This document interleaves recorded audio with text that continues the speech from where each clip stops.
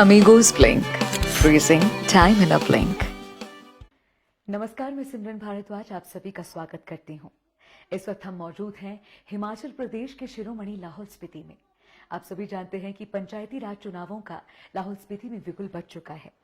ऐसे में आज हम वार्ड नंबर 6 सिसु में आए हैं और यहाँ पर भारतीय जनता पार्टी द्वारा समर्थित कैंडिडेट प्रियंका चंदेल जी से आपको मिलवाएंगे। इनके बारे में थोड़ा सा मैं बता दूं कि एक राष्ट्र स्तर की खिलाड़ी हैं, रिनाउंड मॉडल भी हैं। आपको इनके बारे में बहुत सारी चीजें ऑलरेडी पता भी होंगी क्योंकि ये सोशल मीडिया पर भी काफी एक्टिव रही हैं। अपने लाहौल स्पीति के कल्चर को प्रमोट करने में भी इनका बहुत बड़ा हाथ रहा है और एक बहुत ही बड़े स्तर पर समाज सेविका के रूप में लाहौल की सेवा बहुत समय से कर रही हैं। अब इन्होंने राजनीति में कदम रखने का फैसला लिया है, तो आइए जानते हैं कि क्या सोच लेकर ये लाहौल स्पीति के इस चुनावी दंगल में उतरी हैं। प्रियंका जी, हमारे इस कार्यक्रम में आपका हार्दिक स्वागत है। धन्यवाद सिमरन जी। नमस्कार जुले, मैं प्रियंका चंदेल लाहौल स्पीति के गांव शुलिंग से बिलोंग करती हूं और मैंने अपनी प्रारंभिक स्टडी लाहौल स्पीति के गोलना स्कूल से की है और मैंने +1-2 DAV कॉलेज कांगड़ा से की है और मैंने मैथमेटिक्स ऑनर्स में पंजाब यूनिवर्सिटी चंडीगढ़ से डिग्री ली है। और बात करूं मैं अपने फैमिली बैकग्राउंड की, जो मेरे पेरेंट्स फार्मिंग से बिलोंग करते हैं और मेरे 2 सिबलिंग्स हैं। यंगर ब्रदर मेरा इंडियन आर्मी में लेफ्टिनेंट है और मेरा बड़े भैया असिस्टेंट मैनेजर हैं PNB में। बहुत खूब, आपने अपना मूल परिचय हमें यहाँ पर दिया, अपनी शिक्षा दीक्षा के बारे में, अपने परिवार के बारे में बताया। तो आइए अब इस चर्चा को आगे बढ़ाते हैं। प्रियंका जी, आज की इस बातचीत में मेरे कुछ सवाल होंगे जो आपके इस वार्ड की जनता को सेटिस्फाई करने के लिए जो कन्वर्सेशन हमारी होगी उसमें हमें पता चलेगा कि किस तरह की सोच लेकर आप जो है इस बार इस चुनावी दंगल में उतरी हैं। उम्मीद करते हैं कि आप इन सवालों पर खरी उतरेंगी। कोशिश करूंगी। जी, तो सर्वप्रथम जो मेरा सवाल ये है कि आपके वार्ड नंबर 6 में कितनी पंचायतें हैं और कुल कितने वोटर्स हैं? मेरे जिला परिषद के दायरे में 4 पंचायतें आती हैं जिसमें कोकसर, खंगसर, सिसु एंड गोंडला पंचायत है। और टोटल अगर हम पिछले जिला परिषद के इलेक्शंस की बात करें तो टोटल हमारे पास 2098 वोटर्स हैं। जी, तो काफी ज्यादा तादाद में मुझे लग रहा है आपके पास वोटर्स हैं और उम्मीद करते हैं कि जो है पोलिंग रेट वो भी 100% ही हो। अगला सवाल मेरा ये है कि आप इतने ज्यादा, मैं कहूँ कि मल्टीपल टैलेंटेड बैकग्राउंड से हैं। लाइक आप एक मॉडल भी रह चुकी हैं, आप एक राष्ट्रीय स्तर पर खिलाड़ी भी रह चुकी हैं, समाज सेविका के रूप में भी काम किया है। राजनीति में आने का फैसला कैसे किया? हाँ, ये आई थिंक ये क्वेश्चन मेरे लिए भी थोड़ा शुरू में थोड़ा सा डूबियस था, बिकॉज राजनीति के बारे में मैंने कभी सोचा नहीं था। लेकिन हाँ, बिल्कुल डिफरेंट NGOs के साथ मैंने काम किया है। चंडीगढ़ में अगर मैं बात करूँ, आर्ट ऑफ लिविंग की मैं वॉलंटियर रही हूँ और हीलिंग हिमालय आपने नाम सुना होगा, उसमें मैंने वॉलंटियरिंग की है। और यहाँ पे लाहौल स्पीति में मैं पिछले 2 सालों से सॉलिड वेस्ट मैनेजमेंट पे काम कर रही हूँ।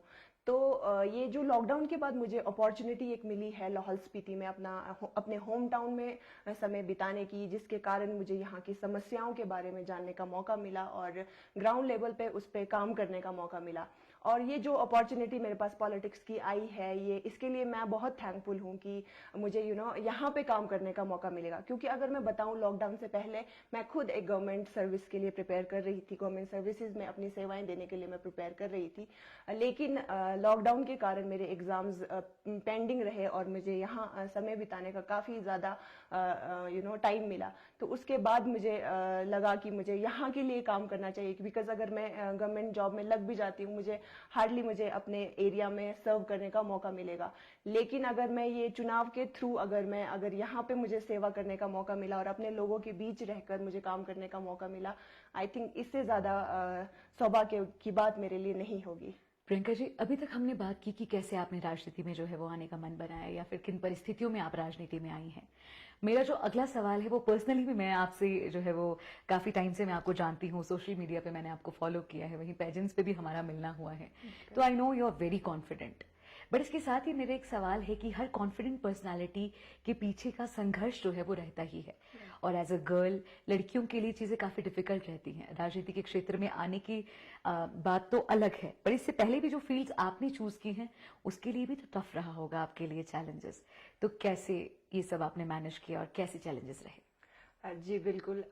अभी तक की मैं जर्नी की बात करूं तो वो बहुत ही चैलेंजिंग प्लस इंटरेस्टिंग रहा है सिमरन जी, क्योंकि मैंने अपनी जो है 10th तक की स्टडी लाहौर से की है, हिंदी मीडियम में की है। तो उसके बाद मुझे जो है अपनी फर्दर स्टडीज के लिए जब बाहर जाना हुआ तो जी इंग्लिश में सारी स्टडी होती थी, तो वो मेरे लिए बहुत ही डिफिकल्ट था, क्योंकि जी इंग्लिश मुझे कुछ समझ नहीं आती थी ज़्यादा, ऑनेस्टली स्पीकिंग। जी और उस माहौल में कॉप अप करना, और उस बात करूं अगर मैं मॉडलिंग फील्ड की, तो आपको पता है बीइंग अ गर्ल उसमें कितनी स्ट्रगल्स रहती हैं। तो एब्सोल्युटली। हर एक जो फील्ड मैंने चूज की है लाइफ में बहुत ही चैलेंजिंग रही है। और अगर आज मैं इस मुकाम तक पहुंची हूं तो हर एक फील्ड से मैंने बहुत कुछ सीखा है, मुझे जो एक्सपोजर मिला है हर एक स्टेज पे मैंने सीखा है, और मैंने अपने आप को ग्रो किया है।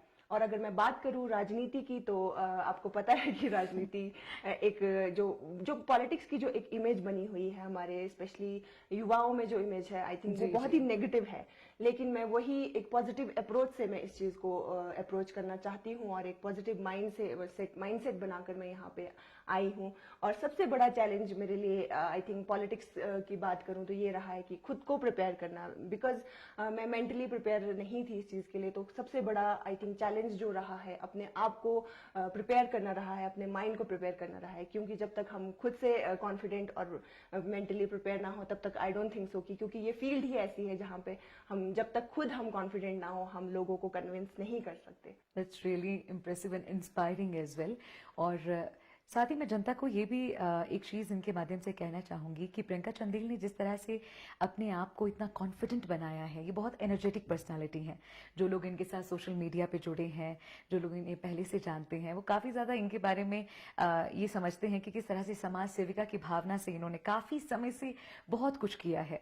और सच में इतने चैलेंजेस को फेस करने के बाद जब लड़की इस तरह से आगे आती है तो आपको देखकर हज़ारों लड़कियां आज घर पे इंस्पायर ज़रूर होंगी। और जी हाँ, लाहौल स्पीति में और भी प्रियंका चंदेल सामने आए, हम तो ऐसे ही कामना करते हैं। अगला जो सवाल है ये भी शायद हर किसी के जहन में है, आपके सपोर्टर्स के जहन में, विरोधियों के जहन में। और ये सवाल है कि आपने भारतीय जनता पार्टी का जो है वो दामन चुना है इस चुनावी दंगल में उतरने के लिए, जी जी। तो भारतीय जनता पार्टी ही क्यों? ओके। हाँ, इस चीज को डिसाइड करने में आई थिंक मुझे भी 3 से 4 महीने लगे सिमरन जी, बिकॉज जी अगर मैं बात करूँ लाहौल की पॉलिटिक्स की, तो मुझे यहाँ की पॉलिटिक्स का ज्यादा अवेयरनेस नहीं थी, क्योंकि मैं खुद जैसे प्रिपेयर कर रही थी गवर्नमेंट जॉब्स के लिए, तो हम सिस्टम के लिए काफी ज्यादा अवेयर थे, हम पढ़ रहे थे कि करंट अफेयर में कि देश दुनिया में क्या चल रहा है। लेकिन अगर मैं बात करूं लाहौल की पॉलिटिक्स की, बिकॉज मेरे को यहाँ रहने का ज्यादा मौका नहीं मिला, तो मुझे यहाँ की पॉलिटिक्स की भी ज्यादा अवेयरनेस नहीं थी। जी लेकिन जब मेरे सामने ये पॉलिटिक्स की अपॉर्चुनिटी आई, तो मैंने जब ग्राउंड लेवल पे स्टडी किया, रिसर्च किया, तो मैंने ये देखा कि पिछले कई सालों में, अगर स्पेशली मैं बात करूं कृषि के क्षेत्र में, और मैं बात करूं एग्रीकल्चर सेक्टर में, तो मैं आई कैन से कि एक बहुत बड़ा रेवोल्यूशन आया है। बिकॉज अगर मैं बात करूं पहले 10 सालों की, तो यहाँ पे जो है हमारे किसानों के जो है समस्या की मेहनत काफी ज्यादा लगती थी। लेकिन जी आज उन मशीनी उपकरण की वजह से जो आज हमें मंत्री जी के द्वारा, हमारे जब वो एग्रीकल्चर मिनिस्टर थे कैबिनेट में, तो यहाँ पे काफी ज्यादा बजट आया है। और जी मैंने पर्सनली किसानों से भी बात की, तो उन्होंने बताया है कि यहाँ पे बहुत ज्यादा कृषि पे काम हुआ है। और मैं आपको बता दूं सिमरन जी, जो लाहौल स्पीति की लाइवलीहुड है वो 90% एग्रीकल्चर पे डिपेंड करती है। तो यहाँ जी का मेन जो सोर्स ऑफ इनकम है वो एग्रीकल्चर है। तो उसी के माध्यम से मैंने ये डिसाइड किया कि हाँ, अगर एक रूलिंग पार्टी यहाँ पे इतना अच्छा काम कर रही है, और अगर क्यों ना मैं अपनी भागीदारी उनके साथ दूं। बहुत अच्छे तरीके से डिस्क्राइब किया कि आपने भारतीय जनता पार्टी का जो है वो दामन क्यों चुना। मुझे तो चीज क्लियर हो गई और उम्मीद करती हूँ कि लोगों को भी आपकी बात जो है वो समझ आई होगी। और जिस तरह से आपने कहा कि आपने यहाँ के माहौल में रहकर देखा कि किस तरह से कृषि के क्षेत्र में यहाँ पर इस तरह से विकास हुआ है, एक किसान परिवार से संबंध रखने के साथ जो है आप ये काफी कॉन्फिडेंट तरीके से कह रही हैं, और हमें काफी ये सेटिस्फैक्ट्री लगी इसमें। अगला सवाल मेरा ये है, जिला परिषद एक बहुत बड़ी जिम्मेदारी है, एक बहुत बड़ा दायित्व है। जब भी कोई नॉन पॉलिटिकल बैकग्राउंड का इंसान कभी भी पॉलिटिक्स में जाने के बारे में सोचता है तो वो ऐसे पायदान एक उसके होते हैं ना, लाइक पहले वो वार्ड पंच के लिए अप्लाई करेगा, देन प्रधान के लिए वो सोचेगा, और फिर जाके कहीं जिला परिषद। बट प्रियंका चंदेल एकदम से, मतलब आपने जिला परिषद के लिए दावेदारी पेश की, ये कॉन्फिडेंस और ये सोच कैसे? सिमरन जी, ये क्वेश्चन बिल्कुल जायज है, and I consider my self lucky कि मुझे जो है opportunity specially non political background से आने के बावजूद मुझे ये अपॉर्चुनिटी मिली कि मुझे सीधा जिला परिषद के लिए चुनाव लड़ने का मौका मिला। तो मैं आपको बता दूं कि मेरा जैसे पॉलिटिक्स में कोई ऐसा मेरा कोई रुझान नहीं था, लेकिन अगर मैं बात करूं जैसे समाज सेवा की, तो उसमें मेरा काफी ज्यादा इंटरेस्ट पहले से ही रहा है। लेकिन ये जो अपॉर्चुनिटी मेरे सामने जिला परिषद की आई है, आई थिंक आपको बता दूं कि यहाँ पे जो है लेडी रिजर्व्ड है इस बार हमारे वार्ड में। तो जिस तरह से मैं पिछले कुछ सालों से समाज सेवा से जुड़ी थी, तो लोगों ने मुझे अप्रोच किया कि मुझे यहाँ के एरिया के लिए अगर आपको मौका मिलता है तो आपको ये चीज करनी चाहिए। तो मैंने उसको कंसिडर किया, मैंने अपनी फैमिली से इस चीज के लिए डिस्कस किया और ये डिसीजन लिया कि हाँ मुझे लड़ना है जिला परिषद के इलेक्शंस के लिए। जी, और इसके लिए तो हमारी शुभकामनाएं भी आपके साथ हैं। और जिस तरह से आपने कहा कि आप खुद को लकी महसूस करती हैं कि बहुत ही अच्छे लोगों के सानिध्य में आपको ये सुझाव सबने दिया, और वाकई आप जैसे युवा शक्ति अगर इस तरह से समाज सेवा में आगे आते हैं तो लोगों की एक उम्मीद बन जाती है कि शायद इनके प्रतिनिधित्व में हम कुछ अच्छा करके दिखाएंगे। और प्रचार प्रसार भी आपका आजकल मेरे ख्याल डोर टू डोर जो है वो पूरी तरह से चल रहा है। बिल्कुल बिल्कुल। और कैसा रुझान मिल रहा है आपको एज ए यूथ, मतलब लोग कैसे देख रहे हैं? क्योंकि आई गेस ये रेवोल्यूशन ही है लाहौल स्पीति में इस तरह से आप जैसे यूथ का आगे आना। सो कैसा है रुझान? अगर मैं बात करूं अपने वार्ड की, तो यहाँ पे बहुत ही हेल्दी कंपटीशन है, और सिर्फ मेरे वार्ड में ही नहीं बल्कि पूरे लाहौल स्पीति में इस बार जो है युवाओं की भागीदारी स्पेशली बहुत ज्यादा दिख रही है, जो कि आई थिंक हमारे लाहौल स्पीति के लिए बहुत शुभ संकेत है। क्योंकि अगर युवा पीढ़ी इस तरह फील्ड के लिए आगे आएगी तो हम जानते हैं कि हमारे क्षेत्र में जरूर विकास होगा। जी, तो रुझान भी आपको लोगों से काफी पॉजिटिव मिल रहा है? हाँ, आई थिंक अभी तक का तो जैसे जैसे चुनाव की तिथि नजदीक आ रही है, प्रचार प्रसार की विधि भी तेजी से बढ़ती जा रही है। तो अगर बात करूं मैं रुझान की, हाँ काफी अच्छा रिस्पांस है लोगों का, क्योंकि और मेरे साथ जो समर्थक हैं वो भी मुझे बहुत मोटिवेट कर रहे हैं आगे बढ़ने के लिए। तो मैं बहुत पॉजिटिव हूँ इस चीज को लेके की, और मैं धन्यवाद करती हूँ उन सभी लोगों का जो मुझे सपोर्ट कर रहे हैं। जी, तो अभी आप जैसे लोगों के बीच में जा रही हैं तो ऑब्वियसली डिस्कशंस होते ही हैं, और आपने ग्राउंड लेवल पे खुद भी देखा है इस गांव के वासी होने के साथ, जैसे वार्ड में आपने देखा है कि आज से पहले भी जिला परिषद रहे हैं, विकास कार्य की उन्होंने भी कोशिश की होगी। आपको लगता है कि कहीं कुछ कमियां रह गई हैं जो आप पूरी करेंगे? जैसे कि मैंने थोड़ा बहुत एक्चुअली जो पहले का जो समय रहा, स्तर रहा, अगर मैं उसकी बात करूं तो मुझे पर्सनली ऐसा रियलाइज हुआ कि जो एक जिला परिषद को की पोस्ट को जो जस्टिफिकेशन मिलनी चाहिए, आई थिंक वो नहीं मिली है। तो मेरी यही कोशिश है कि एक जिला परिषद के दायरे में जो भी पावर्स हैं मैं उसको पूरी तरह से यूटिलाइज कर पाऊं, और जो बजट है उसको एक अच्छे वे में हर जगह प्रॉपर तरीके से उसको यूटिलाइज कर पाऊं। जी, एक्चुअली जो जिला परिषद सदस्य का जो काम रहता है वो यही रहता है कि अपने अंडर आने वाली सभी पंचायतों को जो है वो सरकार से एक लिंक की तरह जोड़े। और जैसे कि आपने कहा कि जस्टिफिकेशन नहीं मिली है, और शायद वही कारण है कि इस बार यूथ इस तरह से आगे आ रहा है।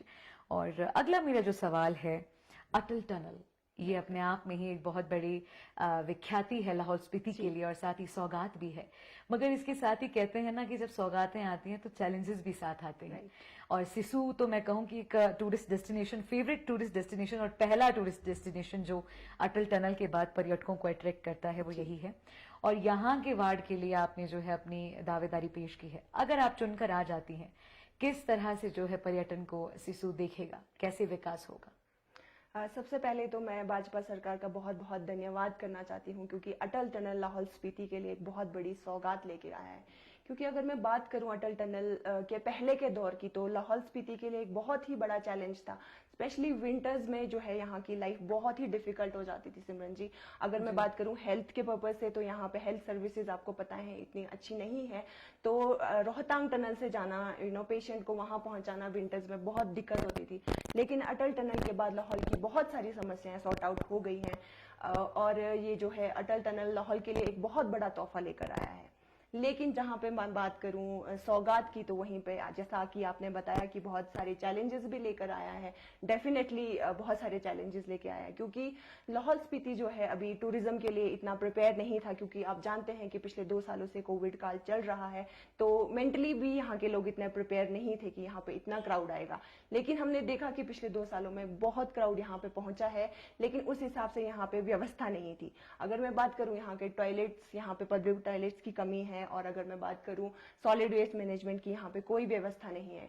इस तरह से बहुत सारी इश्यूज हमारे सामने अटल टनल के बाद आए हैं, जिन पे मैं पर्सनली ग्राउंड लेवल पे काम कर रही हूँ। और आने वाले समय में हमारी ये कोशिश रहेगी कि जो यहाँ की संस्कृति है, जो यहाँ की परंपरा है और जो यहाँ का कल्चर है, वो किसी भी तरीके से टनल के बाद और टूरिस्ट के आने के बाद वो चीज़ खराब ना हो। क्योंकि लाहौल स्पीति अगर जानी जाती है अपनी सुंदरता, यहाँ की संस्कृति के लिए बहुत ज़्यादा जानी जाती है, तो हम ये नहीं चाहते कि जो हमारी जनजातीय संस्कृति है वो कहीं इस टूरिज्म के चलते वो लुप्त हो जाए। तो हमारी पूरी कोशिश रहेगी कि हर तरह से हम इसको मेंटेन रखें। और अगर मैं बात करूं एग्रो टूरिज्म, जैसा कि मैंने आपको बताया कि यहाँ का मेन जो है लाइवलीहुड हमारा एग्रीकल्चर है, तो हम उस एग्रो टूरिज्म को यहाँ पे एक अच्छे वे में हम प्रमोट कर सकते हैं। जैसे कि हम टूरिस्ट जो, अगर मैं बात करूं अपने पापा और अपने दादा की जनरेशन की, तो वो सब हमारे फार्मिंग बैकग्राउंड से बिलोंग करते हैं। लेकिन आज की जो युवा पीढ़ी है वो हमारा टूरिज्म की तरफ जा रही है। और ऑब्वियसली टनल के बाद टूरिज्म एक नई होप हमारे लाहौल स्पीति के युवाओं के लिए स्पेशली लेकर आया है। तो हम चाहते हैं कि वो जो हमारा पहले का कल्चर है, जो हमारा एग्रीकल्चर स्पेशली, वो चीज़ कहीं गायब ना हो, और हम इस टूरिज्म को और इस एग्रीकल्चर को हम टूरिज्म के साथ लिंक करें, सो दैट कि हमारी जो है संस्कृति और हमारा जो है आइडेंटिफिकेशन जो हमारी लाहौल की कृषि से होती है वो चीज़ कहीं लुप्त ना हो। और यहाँ पे बहुत सारे ऐसे प्रोडक्ट्स हैं, जैसे अगर मैं बात करूँ ड्राई पनीर यहाँ पे बनता है घर पे, और यहाँ पे बहुत सारे हर्ब्स मिलते हैं लाहौल स्पीति में। लेकिन यहाँ का काला जीरा बहुत फेमस है, और यहाँ पे जड़ी बूटियाँ भी बहुत सारी पाई जाती हैं। तो इस तरह से हम एक ऐसा मार्केट यहाँ पे टूरिज्म के साथ इसको लिंक करें, सो दैट कि जो बाहर से एक टूरिस्ट एक होप लेके आता है कि हाँ एक ट्राइबल एरिया में जा रहा है, तो वो उसको डेफिनेटली यहाँ पे देखने को मिले। और दूसरी बात, जैसे होम स्टेज को हम ज़्यादा बढ़ावा दे रहे हैं, और यहाँ पे पिछले 2 सालों में काफ़ी ज़्यादा होम स्टेज भी रजिस्टर हो चुके हैं। क्योंकि होम स्टे के थ्रू क्या होगा कि हम अपना कल्चर और जो है टूरिस्ट को हम एक अपना कल्चर दिखा पाएंगे, जिसके चलते कि वो एक टूरिस्ट अगर बाहर से एक होप लेके आता है, तो उसकी जो होप है वो यहाँ पे आके फुलफिल हो जाए।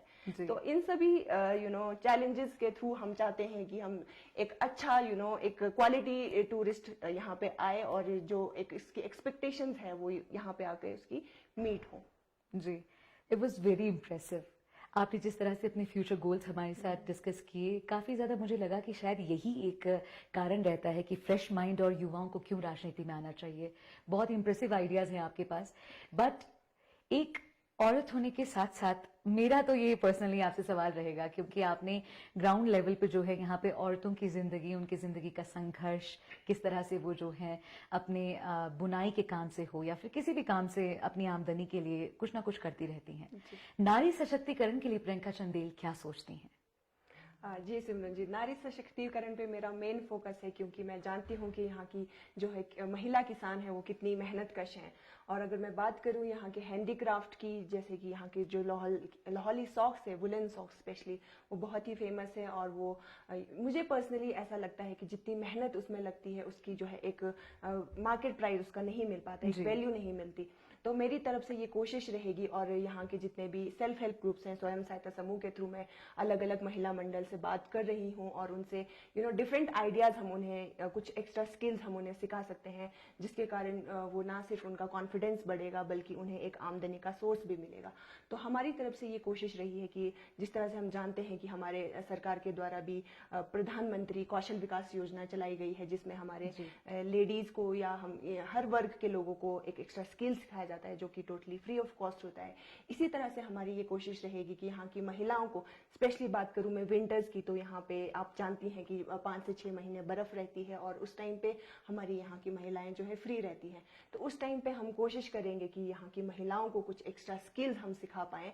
और जैसा कि जानते हैं कि यहाँ पे अब इंटरनेट बहुत अच्छे से चल पड़ा है, और सबके पास स्मार्टफोन है, तो हम उसके माध्यम से उसका फायदा उठाते हुए हम उन्हें स्किल्स सिखाएंगे, कुछ एक्स्ट्रा स्किल्स। ऐसी हमारी कोशिश रहेगी सिमरन जी। जी, और ये भी आपने जिस तरीके से कहा कि उचित जो है वो दाम उन्हें नहीं मिलता, और ये वाजिब सी बात है। हम सभी जानते हैं कि जो ये बुनाई का काम होता है, इसमें कितनी ज़्यादा मेहनत लगती है, और उचित दाम ना मिलना कोई नई बात नहीं है। मगर इस तरह से अगर आप इंटरनेट के साथ जुड़कर, नई टेक्नोलॉजी के साथ इस बिजनेस को जोड़ते हैं, तो शायद फ्यूचर में इसके लिए बहुत सारे स्कोप्स हैं। बट देखिए प्रियंका जी, जब चुनाव होते हैं, विकास की बात सब करते हैं, और विकास होता भी है, नो डाउट। बट कई बार क्या होता है कि विकास के साथ साथ जो प्राकृतिक संसाधन होते हैं उनके साथ छेड़छाड़ हो जाती है। कई बार ये जरूरी होता है और कई बार ये जरूरी नहीं होता। इस चीज को कैसे डिफरेंशिएट करेंगे? क्या आप सतत विकास में, सस्टेनेबल डेवलपमेंट में मानती हैं? जी बिल्कुल।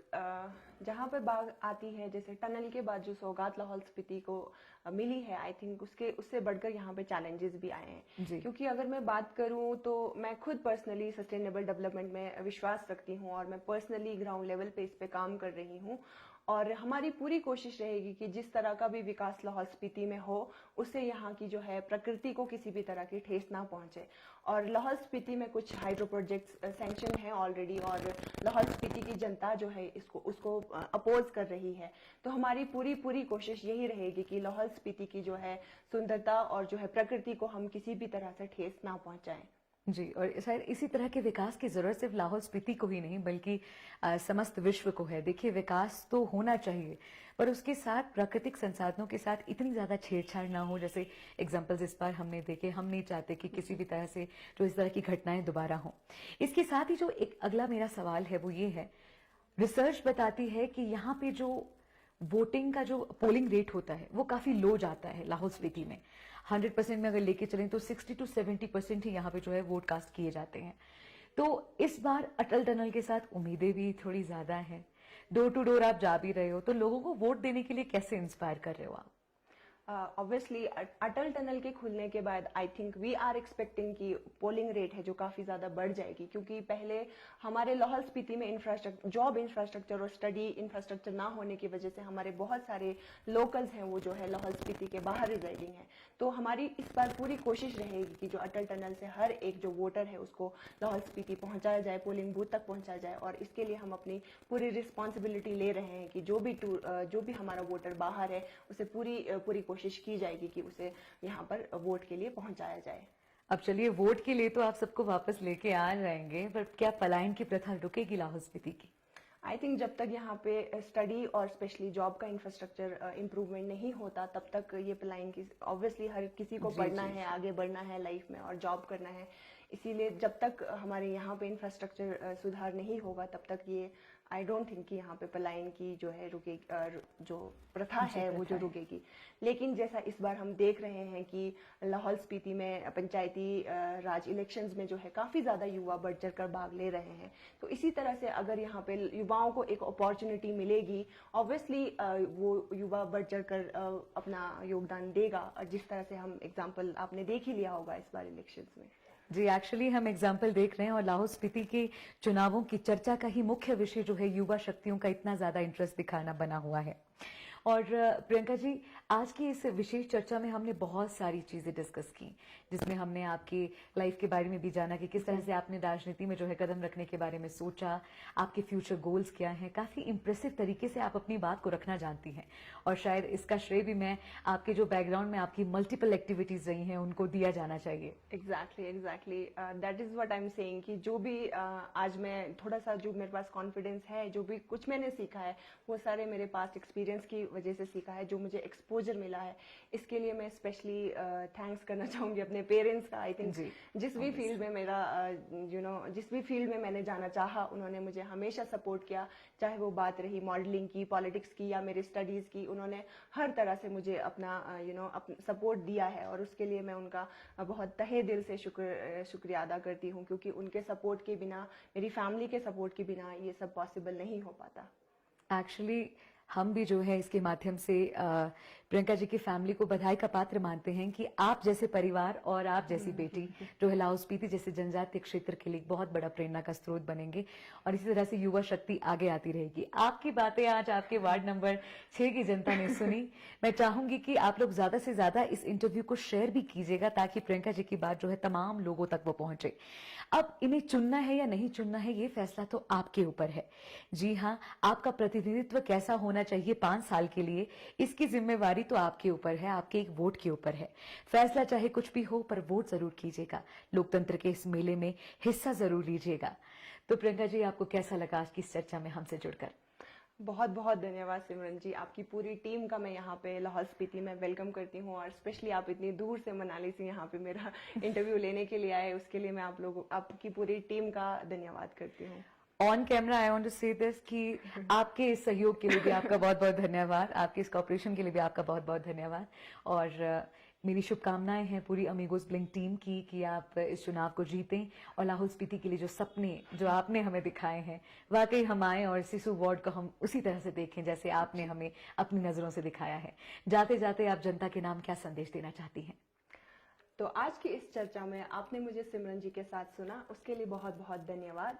जाने से पहले मैं आपको एक बार फिर बता दूं, 29 सितंबर को खांगसर और कोकसर पंचायत में चुनाव होने हैं और 1 अक्टूबर को सिस्सू और गोंडला पंचायत में चुनाव होने हैं। तो यहाँ की सभी सम्मानीय जनता से मेरी रिक्वेस्ट है कि अपने पोलिंग बूथ पर आकर अपना कीमती वोट दें और मुझे विजयी बनाएं। और मेरा चुनाव चिन्ह है गैस सिलेंडर और बैलेट पेपर पे मैं क्रमांक 2 पर हूँ। तो यहाँ की सभी सम्मानीय जनता से मेरी रिक्वेस्ट है कि अपने पोलिंग बूथ पर आएं और अपना कीमती वोट मुझे देकर विजयी बनाएं। धन्यवाद। तो ये थे सिसु वार्ड नंबर 6 से भाजपा समर्थित उम्मीदवार प्रियंका चंदेल जी, जिनका चुनाव चिन्ह है गैस सिलेंडर। 29 तारीख को पहले फेज के जो है वो चुनाव पोलिंग होनी है और फिर 1 तारीख को दूसरे फेज की होनी है। जैसे कि मैंने पहले भी कहा कि अपना प्रतिनिधित्व सोच समझ के चुनिएगा, क्योंकि 5 साल में जो है वो किसी भी क्षेत्र का नक्शा बदल जाता है, उसके विकास के जो है वो मायने बदल जाते हैं। सोच समझ के फैसला कीजिएगा और इस इंटरव्यू को ज्यादा से ज्यादा शेयर कीजिएगा। लाहौल स्पीति के जितने भी लोग मुझे इस वक्त देख रहे हैं, चाहे वे कुल्लू में स्थित हैं, चाहे मनाली में स्थित हैं या प्रदेश देश के किसी भी कोने में स्थित हैं, लोकतंत्र के इस मेले में जरूर अपना योगदान दीजिएगा। और देखिए, अटल टनल आपके नाम सौगात है। अगर आप वोट देने के लिए लाहौल आते हैं तो यहाँ के विकास में आपकी भी जो है वो आहुति जरूर मानी जाएगी। इसी तरह से हमें प्यार देते रहिए, अमीगोस ब्लिंक के कार्यक्रम को पसंद करते रहिए और शेयर करते रहिए। इंस्टाग्राम पे हमें कीजिए फॉलो, यूट्यूब पे कीजिए सब्सक्राइब। जय हिंद, जय भारत, जय हिमाचल। नमस्कार।